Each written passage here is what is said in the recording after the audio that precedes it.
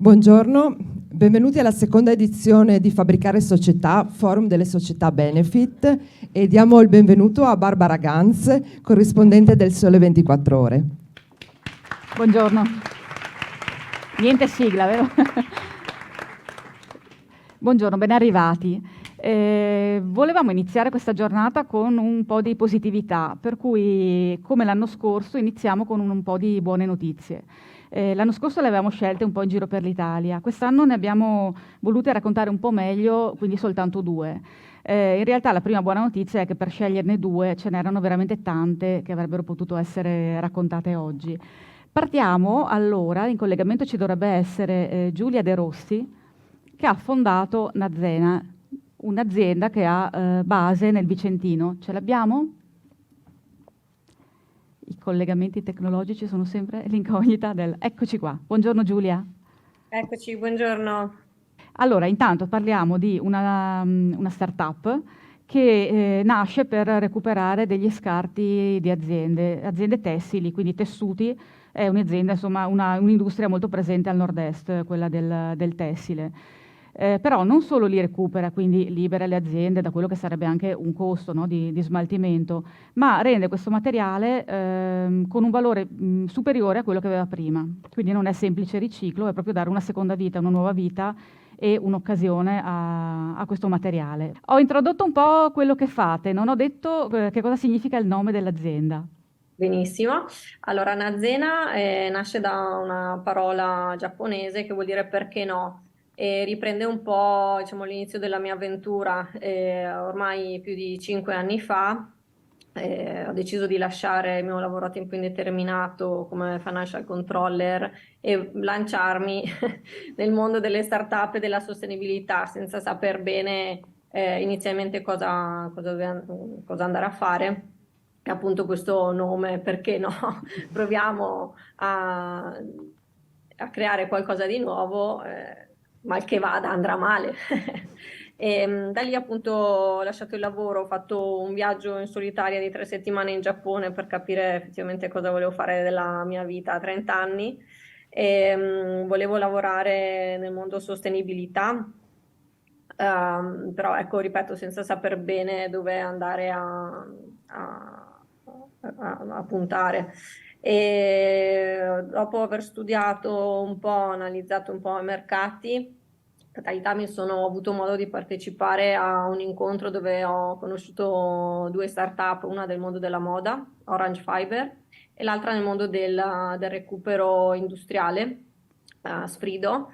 E da lì ho iniziato un po' a macinare, a pensare, e in realtà poi ho messo assieme questi 2 mondi, quindi appunto quello che facciamo in azienda ormai da un po' di anni è quello di andare a lavorare con i brand moda, ritirando il loro scarto di produzione e trasformare appunto il loro scarto in un nuovo materiale che è simile al cartone o al compensato, di cui il processo è stato brevettato.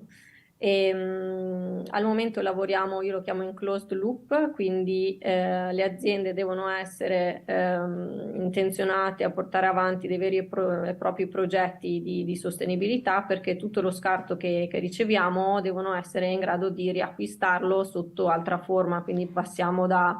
Che cosa diventano questi oggetti? Che cosa Etichette prezzo, scatole, appendini, allestimenti per i negozi, oggettistica varia, gadget, quindi c'è molta possibilità di scelta, perché appunto il materiale è simile al cartone o al compensato e quindi si riesce a replicare più o meno tutto quello che viene fatto, insomma, con questi 2 materiali conosciuti. Lei ha mai incontrato direttamente le persone che in qualche modo l'hanno ispirata? Perché uno dei motivi per cui abbiamo scelto questa storia è che, appunto, ascoltando la storia di altri, Orange Fiber è una startup che, insomma, ormai ha qualche anno, che recupera gli scarti delle arance e li trasforma in tessuto.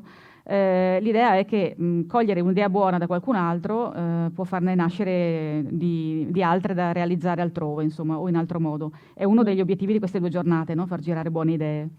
Li ha conosciuti direttamente un po'? Allora, le ragazze di Orange Fiber non direttamente, non ancora. E mentre con i ragazzi di Sfrido abbiamo attivato da inizio di quest'anno un bel progetto assieme e quindi stiamo addirittura lavorando insieme, che mi onora molto perché, come sai, tornare indietro 5 anni fa, vedere questi ragazzi che fanno davvero delle belle cose, e adesso siamo riusciti a lavorare insieme su un progetto che riguarda il recupero delle tomaie di sneaker per varie applicazioni, fra cui oggetti per ufficio e pannellature fonoassorbenti per la produzione. E sei cimentata un po' da piccolo chimico per capire come trasformare questi tessuti, giusto? Cioè è stata proprio una prova sul campo la sua. Sì, sì, sì, sì, inizialmente diciamo in casa, in cucina, con ovviamente un mio conoscente, un ingegnere dei materiali che mi ha sin da subito supportato, insomma, con un po' più di conoscenze tecniche, perché appunto io arrivo da un altro campo. Però ecco, l'intuito di testare, insomma, è sempre nato da me, tanto che appunto questo collega mi ha sempre detto: no, guarda che sbagli, devi mettere meno scarto tessile sul totale. Invece, sì, mi sono sempre un po' battuta con lui su questo aspetto qui. Quindi, ecco, anche il nostro materiale rispetto ad altri simili sul mercato in peso è il 70% è scarto tessile, 30% sono collanti naturali. Tanto che per un materiale abbiamo ricevuto anche la biodegradabilità, quindi insomma lascia intendere che usiamo della chimica, ma è in chimica verde buona, perché il concetto di base è che si trova già tutto in natura. E quindi insomma siamo riusciti a ottenere questo materiale che utilizza anche una buona percentuale di scarto tessile, perché in alcuni casi, insomma in casi simili, le percentuali sono molto più basse, 20-30% di scarto tessile. Ecco, quindi Non risolvono il con la nostra problema. soluzione si riesce a gestire un più quantitativo anche di scarto, che è quello che non manca purtroppo in tutto il mondo. Che cosa le hanno detto quando ha detto mollo il lavoro, apro un'impresa? Pazza. Minimo, pensavo anche peggio. Soprattutto mio marito che mi avvisa dirgli: guarda, vado via, parto, non so se torno. Però ecco, poi nel corso degli anni mi ha sempre supportato e adesso secondo me crede più lui nel progetto Bene. che me, perché insomma ha visto concretezza anche in quello che stiamo facendo. Lavoriamo con grossi brand e davvero ne escono davvero bei progetti. Si possono dire? Si può dire E qualcosa che posso state... dire qualche nome, non praticamente la Sì, minoranza, però ecco, il gruppo Calzedonia, son grossi marchi del mondo moda, anche italiani. il lusso, italiani, che hanno ancora la produzione in Italia. Ok. E che ambiente ha trovato per far nascere un'impresa? Parlo di, non so, incentivi, supporto, formazione, finanziamenti. Allora, essendo che siamo una startup innovativa, ci sono molti contributi. Il mio primo anno e mezzo è andato, lavoravo full time alla ricerca di contributi, poi mi sono resa conto che le tempistiche, diciamo, produttive di mercato a volte non combaciano con la richiesta di contributi, perché poi sono iter insomma, che durano parecchi mesi. E quindi in realtà poi ci siamo lanciati, abbiamo vinto ecco, un paio di premi per circa 50.000 euro, che ci hanno permesso di acquistare le prime macchine e che ci hanno dato anche un po' il coraggio di partire, no? Perché effettivamente prima era solo un'idea. E il Covid non ci ha aiutato, quindi in realtà appunto anche se io ho fondato la società nel 2019, il 2020 è andato un po' in ricerca e sviluppo, diciamo, sul materiale, ma i primi clienti li abbiamo raggiunti con le prime fiere fatte a fine 2021, promosse da istituzioni come ICE, quindi sicuramente anche appunto le istituzioni hanno supportato l'avvio della società. E ecco, poi essendo che sono appunto che si va a lavorare con grossi marchi, sono progetti che si avviano e durano parecchi mesi, o vorrei dire anche anni, prima di maturare qualcosa, o qualche prodotto, eccetera. Che cosa Però servirebbe di finalmente, più? insomma, 2023 abbiamo visto qualche risultato, insomma, di azioni partite a fine 2021. Quante persone lavorano con voi adesso? Siamo una decina di persone. Ok, insomma, in pochi anni. E che cosa servirebbe di più per riuscire a far crescere realtà nuove così? E per convincere Eh, magari qualche giovane a fare impresa? Sì, allora sicuramente, ecco, poi noi tra l'altro siamo una startup manifatturiera e Mm. quindi abbiamo avuto bisogno di fondi, quindi di investimenti. Abbiamo chiuso il primo round di investimento a giugno di quest'anno, però è un'attività che è andata avanti da ottobre 2022, quindi 8 mesi per cercare anche il giusto partner insomma, fra business angel, fra fondi di investimento, ne abbiamo visti davvero tanti e bisogna trovare la persona giusta anche da questo punto di vista, ci vuole tempo e purtroppo poi a volte si allungano un po' le tempistiche, no? Quindi anche legate a alcuni ordini. Ecco, sicuramente l'accesso a una finanza un po' più agevole potrebbe aiutare. Ok, grazie mille. A voi. La salutiamo e ci colleghiamo con Danilo Tomasoni. Ci spostiamo in Trentino, da Vicenza al Trentino. Eccoci qua. Buongiorno. Buongiorno. Allora, questa azienda, questa storia l'abbiamo scelta perché è un caso che nasce dalla volontà di essere di aiuto in un momento preciso a una persona cara in famiglia. E subito dopo ci si è resi conto che quello stesso aiuto poteva servire in realtà a molte altre persone. Danilo, come nasce l'azienda? Cioè l'idea che vi sostiene, qual è? Buongiorno, intanto grazie per avermi dato la possibilità di essere qui. L'azienda nasce dalla storia personale della presidentessa, che è Santi Sofia, e succede che sua mamma si ammala di tumore al seno e il percorso molto difficile viene accompagnato da un senso di solitudine, di smarrimento. Molte domande affollano i pensieri suoi e della famiglia, ma non sempre riescono a trovare risposta. Anche poi quando la mamma guarisce, non tutto è come prima, ovviamente, non mette più magari le magliette attillate che metteva un tempo, nota sguardi diversi a cui non era abituata e quindi si è domandata, ma posso fare qualcosa per risolvere questo problema, per aiutare mia mamma a trovare di nuovo la serenità. E da qui è nata Wambra, sostanzialmente. Di cosa si tratta? Wambra è una coppa per reggiseno personalizzata, nel senso che la produzione del reggiseno parte dalla donna, da una scansione del corpo della donna e quindi viene prodotta in modo da aderire perfettamente alla fisionomia di ogni singola donna. Quindi non vendiamo mai due coppe uguali o come fanno altri, come hanno fatto altri in passato, ma il prodotto esce già personalizzato per una donna specifica. Allora, lei è come dire, la quota azzurra, sono 2 giornate in cui parleremo molto di lavoro al femminile, ma se ci mostra il resto del team capiamo appunto che è anche un'azienda molto al femminile.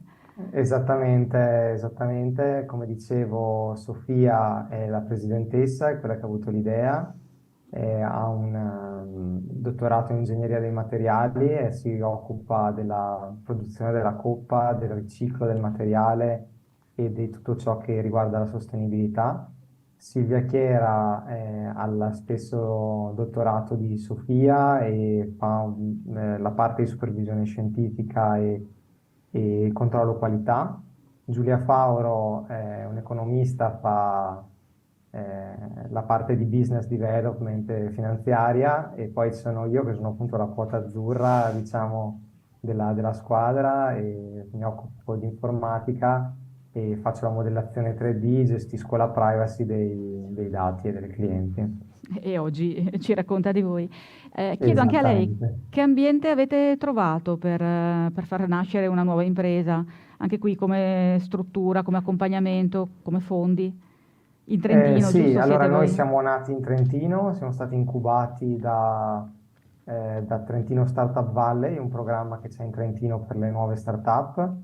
Alla fine del percorso abbiamo anche vinto un premio, sempre da Trentino Startup Valley, perché siamo risultati fra le prime 10 startup su più di 60 come innovatività dell'idea.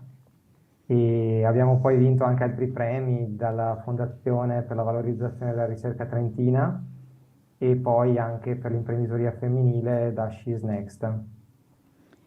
Giusto per spiegarlo meglio, il vostro prodotto è, ok, risolve un'esigenza concreta, ma è anche qualcosa di, come dire, di gradevole, di bello da indossare, giusto? Sì, allora il nostro prodotto è, come dicevo, una coppa personalizzata per Reggiseno. Viene, una volta acquisita la scansione e inviato l'ordine, arriva in produzione questa coppa che aderisce perfettamente al seno e ricrea la simmetria perduta con l'intervento o per altre cause. Quindi qui a sinistra vediamo la coppa come esce dalla stampa, modellata sul corpo della donna, il rivestimento successivo a destra per aumentare la morbidezza e la traspirabilità. Infatti è una coppa molto leggera, traspirabile, comoda, non ha i problemi di essere in silicone o di essere pesante, scomoda o far sudare l'estate. E poi viene inserita in un reggiseno comodo, femminile, e l'effetto che ha, a quanto dicono quelli che l'hanno provata, è ottimo. Infatti noi abbiamo testato questo prodotto su 22 donne diverse, di età compresa fra i 35 e gli 87 anni, provenienti da tutta Italia, con taglie disparate dalla prima alla settima, e il feedback sul coppa e rivestimento è stato al 90% positivo. Mi sembra che stiate comunque cambiando un pochettino rispetto all'inizio. Se chi vi cerca sui social trova spettacoli di teatro, operazioni di informazione, di sensibilizzazione, sembra una community più che un'azienda. È una cosa Sì, voluta? sì, assolutamente, è una cosa voluta, perché One non è solo un prodotto. Come dicevo all'inizio, la storia della mamma di Sofia ci ha portato a pensare che non ci si può focalizzare su un unico aspetto. Anche la parte della malattia, con le sue insicurezze, le sue domande, i suoi sensi di isolamento, è importante, e quindi abbiamo pensato di creare una community, un modo per fare rete fra donne, esperti del settore e professionisti, su cui pubblichiamo storie di donne, interviste a esperti, interviste a professionisti, con i loro contatti. Tutto questo per appunto condividere contatti, condividere possibilità e far sentire meno soli, meno isolati, meno l'unico a cui succeda questa cosa, le donne che loro malgrado si trovano a essere in questo percorso, ma anche facciamo prevenzione. Quindi l'idea è quella di sostenere tutti i programmi di prevenzione, diffonderne la comunicazione e fare sensibilizzazione sull'importanza in modo da appunto evitare di arrivare, ecco, a Sì. quell'aspetto, a questo bisogno, ecco. Un'ultima nota solo per capire, ci sono dei negozi fisici oppure si compra online? E nel caso come si fa questa scansione? Cioè come lavorate?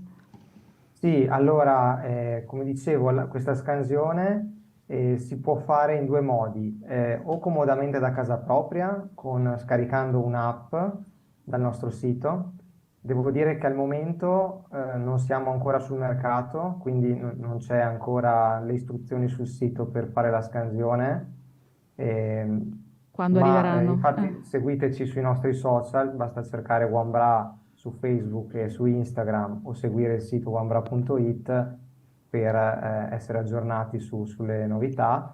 Quando ci sarà la possibilità di effettuare gli ordini direttamente online, dal sito ci saranno le istruzioni, un video per scaricare questa app e effettuare la scansione.